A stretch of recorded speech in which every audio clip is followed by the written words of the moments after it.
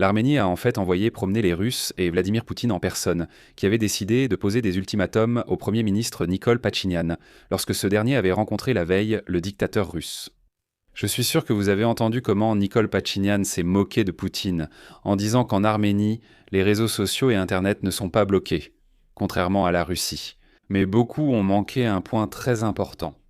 Au cours d'un échange direct, chose rare au Kremlin, le président de la Fédération de Russie a publiquement averti l'Arménie, disant à Erevan de choisir entre l'Union européenne et la Russie.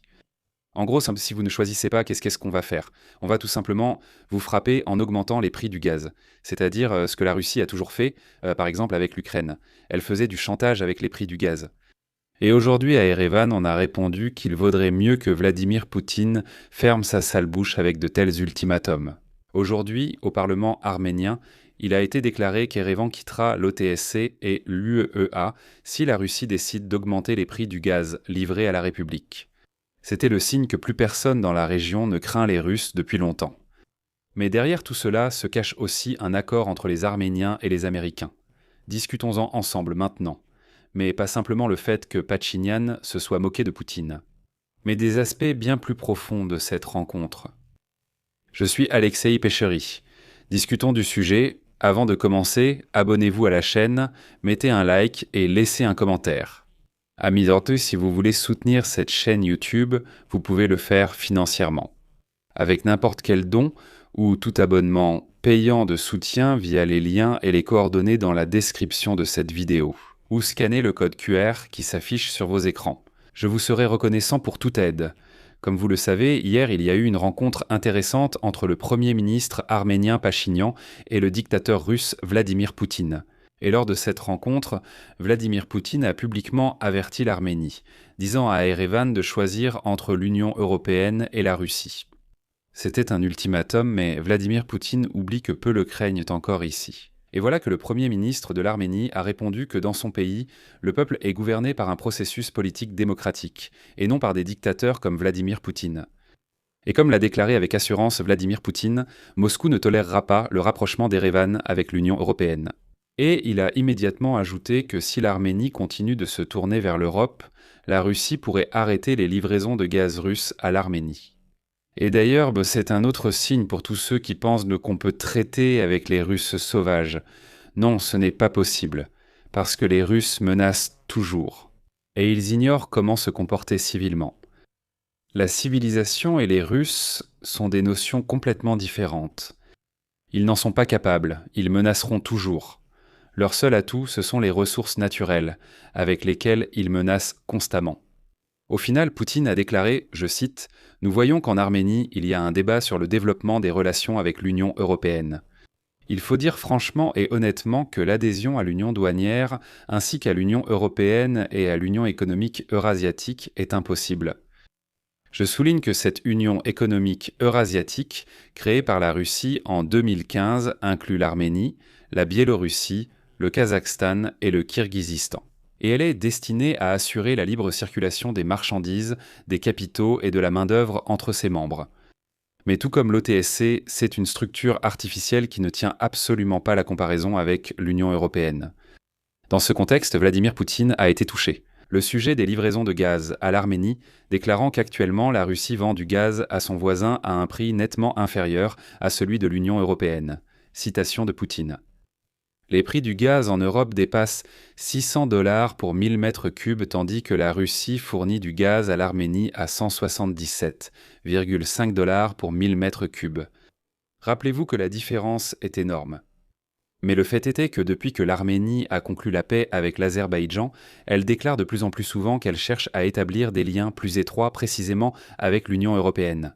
Et Pachinian a même déclaré son intention de rejoindre l'Union européenne à l'avenir. En réponse aux menaces de Poutine, le Premier ministre arménien Pachinian a clairement souligné que son pays, contrairement à la Russie, occupe une nouvelle position dans le Caucase du Sud et dans l'ancienne sphère d'influence de la Russie. Il dit « Vous vous trompez, nous ne sommes plus l'Arménie d'autrefois ».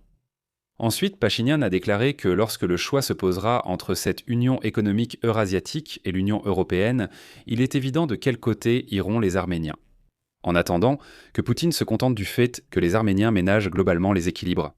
Et vous savez, compte tenu du déclin de son influence de longue date dans le Caucase du Sud et apparemment de l'intention constante du Kremlin d'influencer la prise de décision politique en Arménie. Poutine a dit à Pachinian que Moscou espère fortement que les forces pro-russes seront autorisées à participer librement aux élections parlementaires en Arménie prévues pour juin. Et Poutine s'est souvenu que certains représentants pro-russes avaient été emprisonnés. Eh bien, par exemple, Poutine a mentionné le milliardaire russo-arménien Samvel Karapetyan, qui a été arrêté l'année dernière après avoir appelé à la destitution du gouvernement. Et Poutine l'a déclaré sincèrement, il dit « Je ne comprends pas, dit-il, ce personnage a en fait un passeport russe. Et cela, soi-disant, signifie automatiquement qu'on ne peut pas le toucher. » Vous voyez dans quelle réalité vivent de ces Russes et Poutine. Ils s'imaginent, pour une raison ou une autre, être une race supérieure ou quelque chose comme ça. Il dit « Comment cela a-t-il pu arriver ? Avec un passeport russe, comment avez-vous pu l'arrêter et l'emprisonner ?» Je le répète, Vladimir Poutine a oublié où était sa place. Eh bien, il n'est plus personne dans cette région, c'est tout. Pachinian lui a finalement répondu ainsi. Je rappelle que, selon la législation arménienne, les candidats politiques doivent avoir exclusivement la citoyenneté arménienne. Dans ces conditions, aucune restriction n'est imposée à l'opposition politique. Selon la constitution arménienne, les détenteurs de passeports russes ne peuvent être candidats ni comme députés, ni comme Premier ministre. Je rappelle que l'Arménie est un pays démocratique où la vie politique est en perpétuel mouvement. De plus, je rappelle que nos réseaux sociaux, par exemple, sont à 100% libres, sans aucune restriction.